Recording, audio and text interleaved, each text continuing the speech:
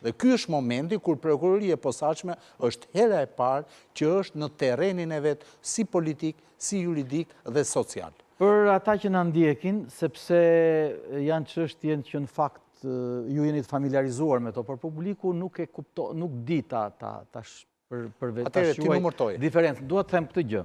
Deri në këtë momentin kur është krijuar gjykata prokuroria e posaçme, pra SPAK-u, për rrjedhoi dhe gjykata e posaçme, me personat me atribute të larta të përfaqësimit publik dhe shtetëror merrej prokurori i përgjithshëm. Po, para se të krijoj prokuroria e posaçme, para se të bëj reforma në drejtësi, çdo element që kishte të bënte me korrupsionin e nivelit të zyrtarëve të lartë, kishte juridiksion të përgjithshëm, ose më saktë, e fillonte ndjekjen penale, prokuroria e përgjithshme me prokurorët në prokurorinë e përgjithshme dhe juridiksion për hetim fillestar kishte gjykata e lartë.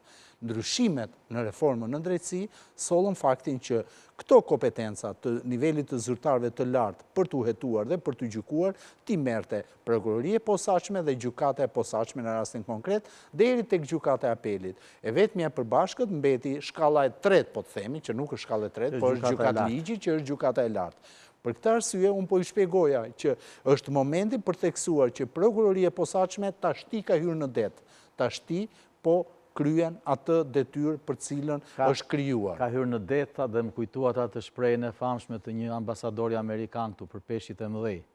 Ka hyrë në det, mirë, sigurisht që ka hyrë në det edhe mbase rrjeta është e tillë që do kapi dhe peshq të mëdhej më pas, po gjithmonë ka kapur peshq me një ish para. Prandaj po të shpjegoja.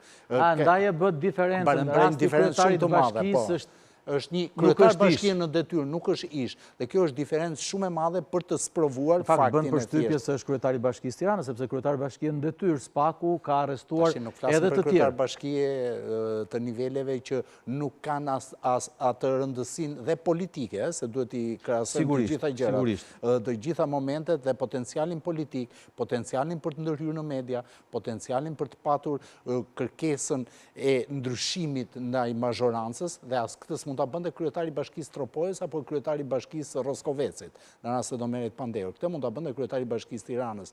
Aq më tepër që në Shqipëri kryetari i Bashkisë Tiranës shihej realisht si personi që mund të kapte detyrën e kryeministrit, për më tej, për më vonë. Për këtë arsye, fakti që kësaj dosje penale i mungon fjala ish para, i jep një rëndësi shumë të madhe dhe i jep një autoritet prokurorisë posaçme. Dhe në fakt e konfirmon